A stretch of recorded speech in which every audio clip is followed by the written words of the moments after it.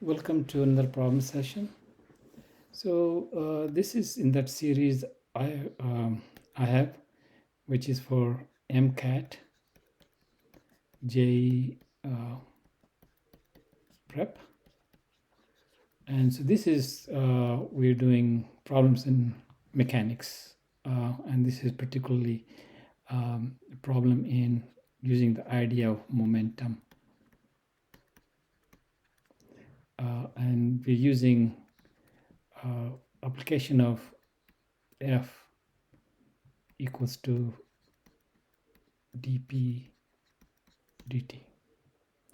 Okay, so we're also uh, trying to set up this equation in t plus delta t. So we look at process between two instance time, and then we discover something, and from that discovery we start to solve the problem. Of course, this requires a little bit of calculus, but not very much. Okay, it's manageable as long as you're Calc 1. Okay, so let's see. So this is actually a very standard problem, and this is coming from Klepner and Kolenko.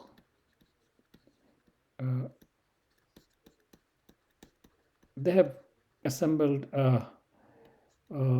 really interesting problems, non-trivial problems, and I like it. Okay, I recommend that to you. Okay, so before I get on there, thank you for a lot of people who have actually subscribed to this channel. And if you haven't subscribed, maybe you want to subscribe. And maybe you want to hit the like button so other people can discover these videos more easily. And maybe you can tell your friends and teachers, so like that. I was I've retired, but I was a physics professor at pretty decent place. And I tend to think of these problems in a more direct and systematic way. That kind of reduces error from just blindly guessing, So that I just look at fundamental principles like that, and then try to see how we can actually set up the problem in the context of the fundamental principles. Okay, so that's my approach. All right, so here is a problem which is, so there is a raindrop which starts out with some seed mass, so it's just some seed and starts with m0.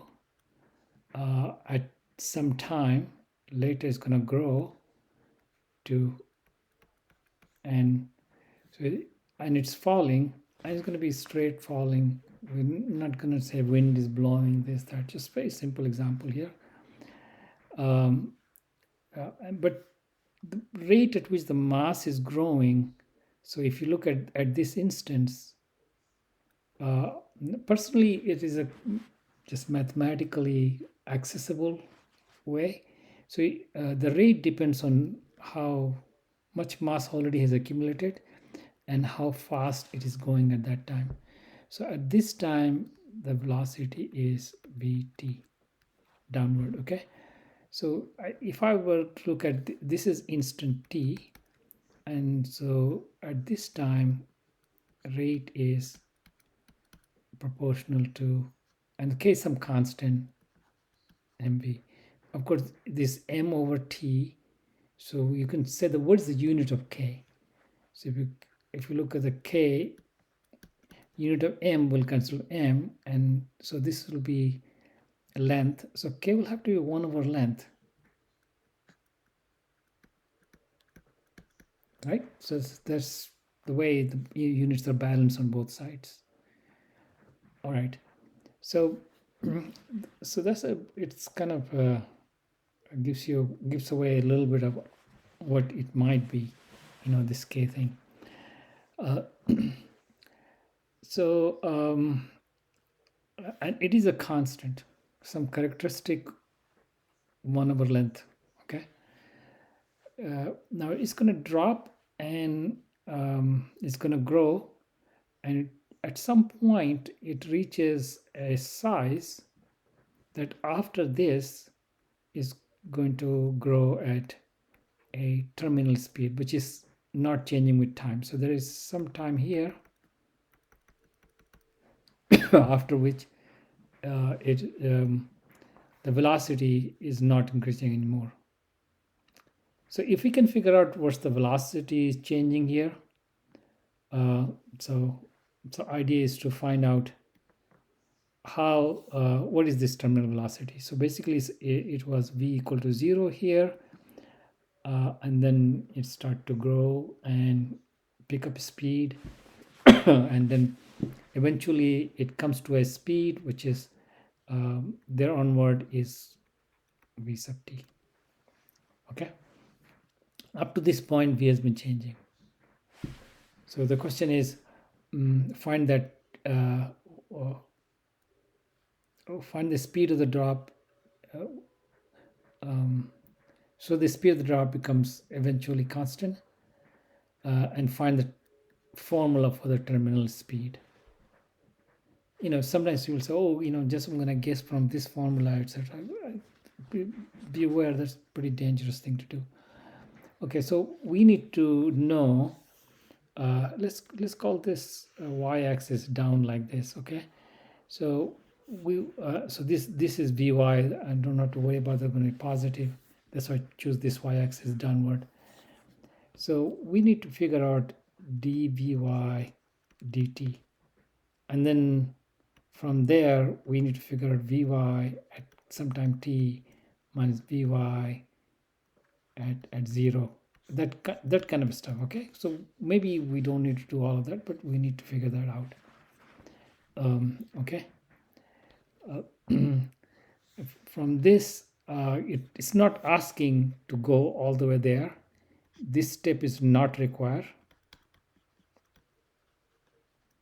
but it's saying that if you look at this, it will become 0 at some point. At some point, dv, I'm gonna just not write y there, just y will be assumed it's there. Okay, dv dt is 0 onward. It's constant, so it's not changing. So there comes a point at which this thing becomes 0. Between here to here, we expect dv dt to be greater than 0. We have already y pointed down, so it's going to be positive, greater than 0. Speed is increasing, and then it reaches a final terminal speed and stays at that. That's the claim. Okay.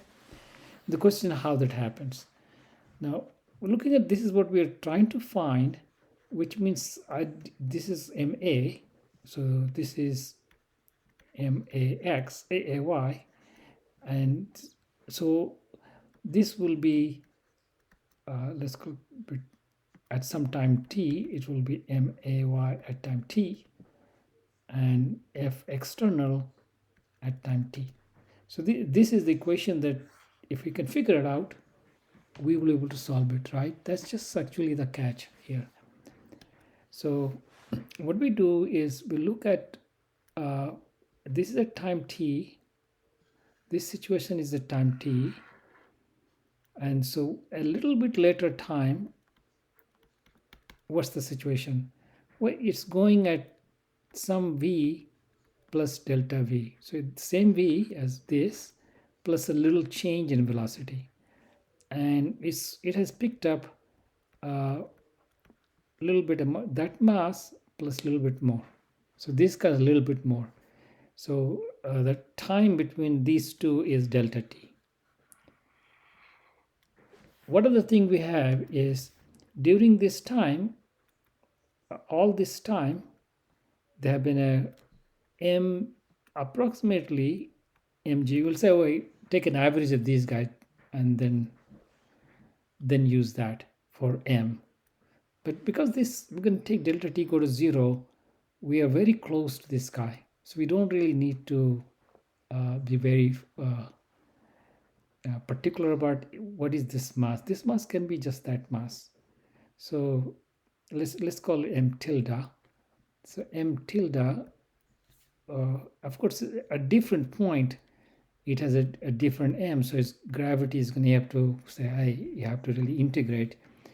So you don't want to just complicate, just keep it like that. Okay. So what is the equation? This is only force. So this side is very clear. So, but what's this side? Okay, that's the problem. So so instead of doing this, because the mass is changing, so this assumes the mass is constant. So this formula cannot be applied here, right?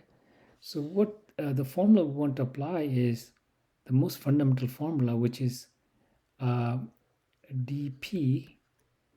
It will be py here, dt equals to fy. This is the formula they want to apply, and this formula is actually at instant t.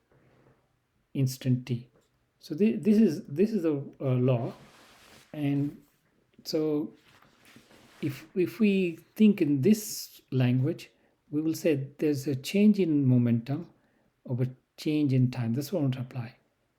So in a way, if delta t is very small, we can say delta py equal to fy delta t. So we need to figure out momentum change between these two and then equate to the fy. And fy is just mg here. Cool? All right, so what is this? This will be the momentum over here minus momentum over here. So momentum over here is m plus delta m, and this is vy. These are all vy's, right? So this is v plus delta v. Just vy, I'm writing v. Okay. Minus, I'm going to have m times v. So this is subtraction. That's equal to fy will be m g delta t. So this side is that side is that. Now when we integrate, I'm going to expand this. We're going to get a whole bunch of terms. I'm going to get mv plus m times delta v plus delta m times v minus delta m times delta v minus mv, and the other side is mg delta t. Okay, let's see, this guy cancels that guy, that expected. Now we have three terms here. Let's divide by delta t, or you can just say I have m delta v over delta t plus delta m over delta t times v. But this one is actually, there's only one delta t, so let's call it delta t here. But then this is delta v, so we'll just convert that into like this, equals mg. All right, so far so good.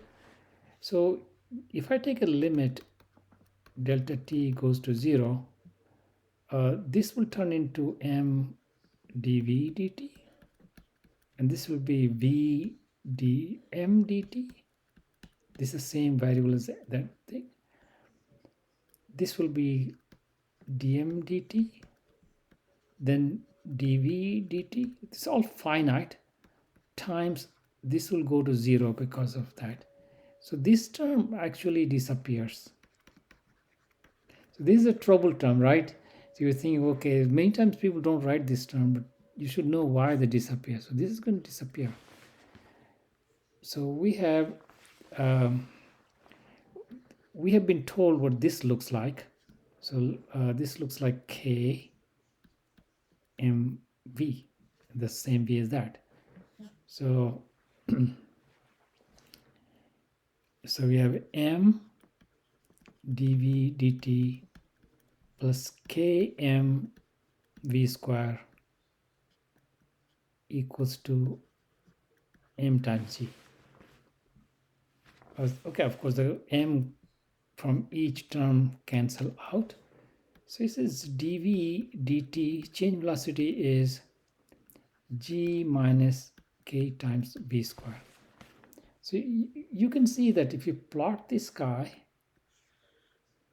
with t, over here acceleration dv dt at t equal to 0, this was 0, so this is equal to g, but it doesn't stay there. It starts to drop like this, and eventually there will become a time, some t naught.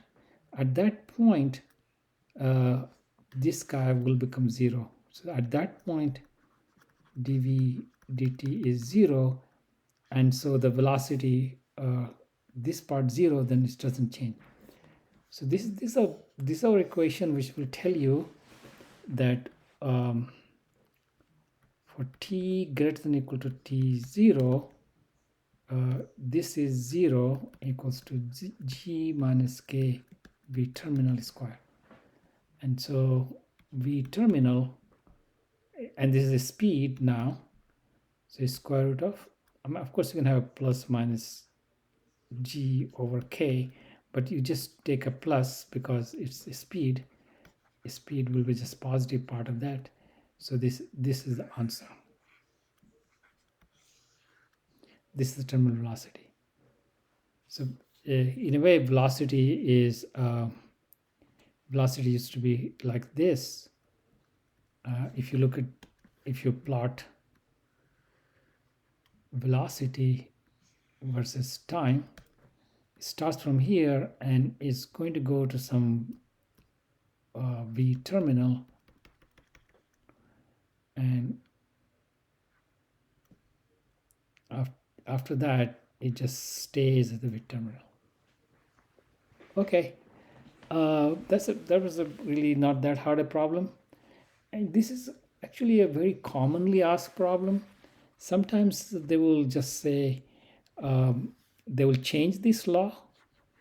This is not necessarily the actual law. It is taken because all of these things are come out very nicely.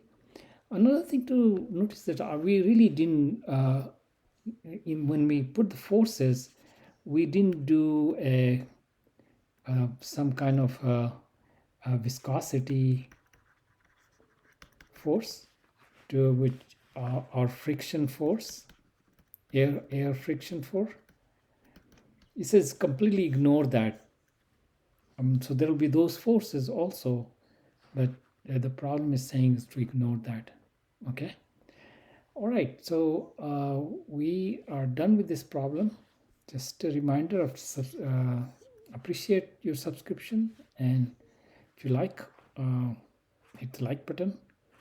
All right. And if you want to leave some comment or you have some questions, definitely I also entertain that. I will talk to you in another video. Bye.